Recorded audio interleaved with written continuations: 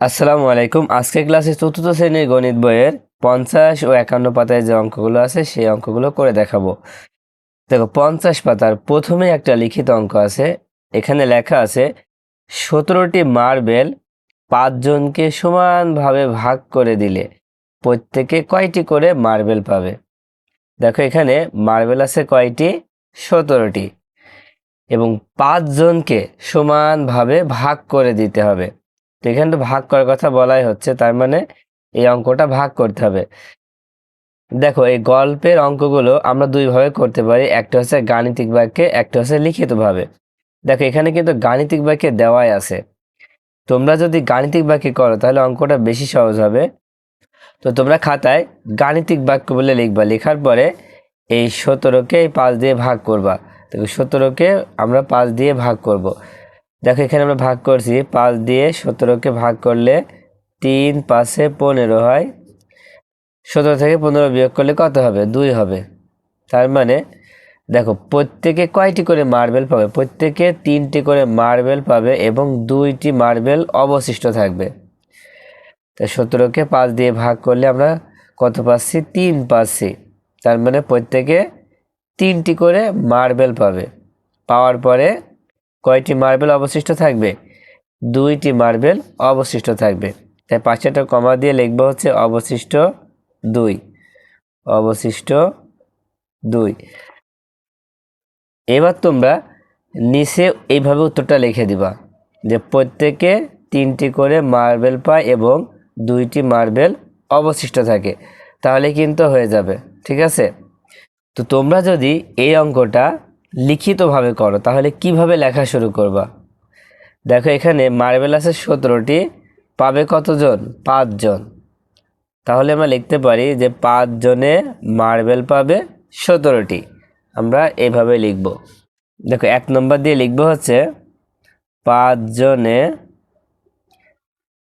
Marble পাবে 17টি। যেহেতু প্রত্যেকের কথা বলা হয়েছে, প্রত্যেকে মানে কি? একজন, তাই নিচে লিখবা অতএব একজনে মার্বেল পাবে। 5 জন যদি 17টি পায় তাহলে একজনে অনেক কম পাবে। এই জন্য কি করতে হবে? কম বোঝালে ভাগ করতে হবে। এই 17কে এই 5 দিয়ে ভাগ করতে হবে। তো এখানে আমরা টি লিখে দিব। এখন ভাগ করলে কত হবে? আমরা আগে দেখেছি যে ভাগ করলে হবে 3টি। কয়টি? 3টি। আর অবশিষ্ট থাকবে কয়টি? অবশিষ্ট 2টি। অবশিষ্ট 2টি। নিচে আমরা একবার বললাম, তোমরা এভাবে উত্তরটা লিখে দিবা যে প্রত্যেকে 3টি করে মার্বেল পায় এবং 2টি মার্বেল অবশিষ্ট থাকে। এটা তোমরা লিখে দিবা। তো এখন এখানে কি লেখা আছে এটা খেয়াল করো তো। পূর্বে সমস্যাটিতে কোনো মার্বেল অবশিষ্ট নেই। তার মানে আগের ভিডিওতে আমরা যে অঙ্কটা করেছিলাম সেখানে কোনো অবশিষ্ট মার্বেল ছিল না। অন্যদিকে এই সমস্যাটিতে 2টি মার্বেল অবশিষ্ট আছে। তার মানে আজকে আমরা যে অঙ্কটি করলাম সেই অঙ্কটিতে 2টি মার্বেল অবশিষ্ট আছে, অর্থাৎ মার্বেলগুলো সমানভাবে ভাগ করে দেওয়া যায়নি। তারপরে দেখো কি বলছে, ভাগের ক্ষেত্রে কোনো অবশিষ্ট না থাকলে নিঃশেষে বিভাজ্য হয়। যদি ভাগের ক্ষেত্রে কোনো অবশিষ্ট না থাকে তাহলে তাকে কি বলবো? নিঃশেষে বিভাজ্য বলবো, মানে কোনো ভাগশেষ থাকবে না বা অবশিষ্ট থাকবে না। আর যদি অবশিষ্ট থাকে সেক্ষেত্রে নিঃশেষে বিভাজ্য নয়। যদি অবশিষ্ট থাকে তাহলে কি বলবো? নিঃশেষে বিভাজ্য নয়, তার মানে তার ভাগশেষ থাকবে। এবারে 1 নম্বরটা খেয়াল করো। তুমি দোকান থেকে 20টি চকোলেট কিনে বাড়িতে গেলে।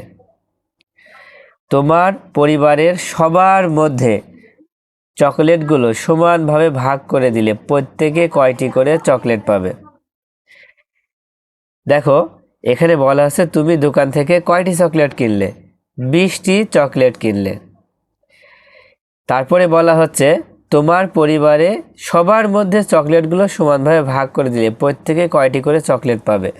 এখন বলছে তোমার পরিবারে।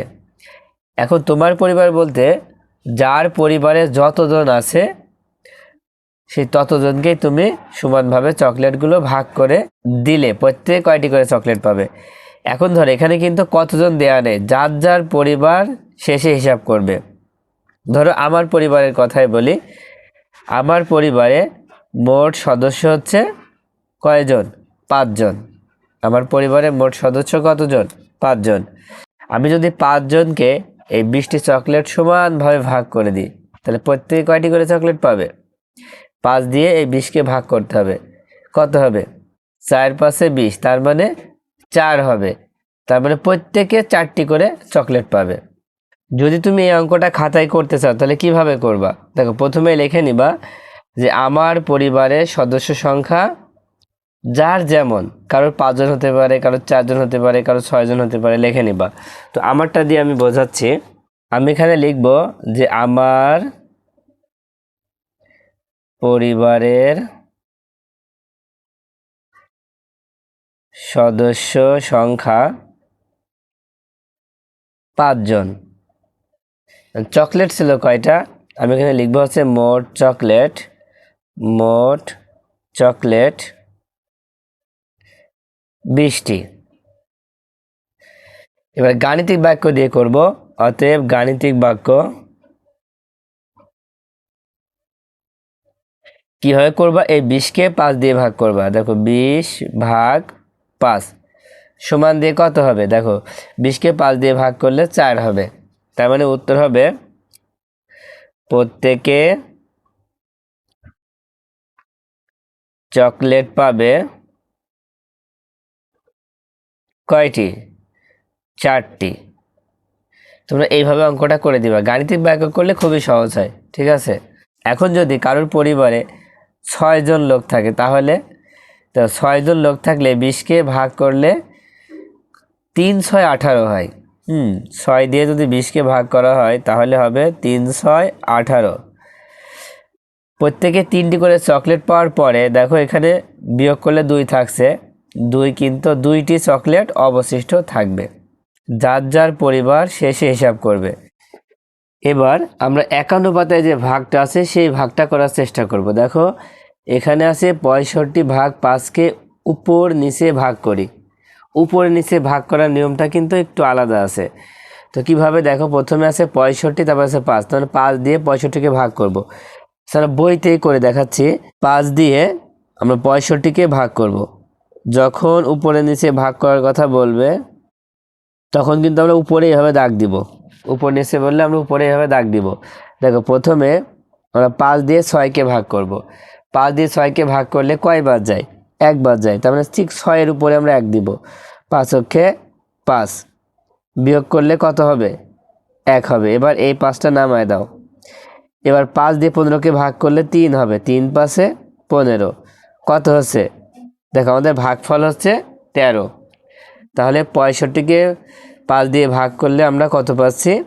13 পাচ্ছি। এটাই কিন্তু উত্তর হবে।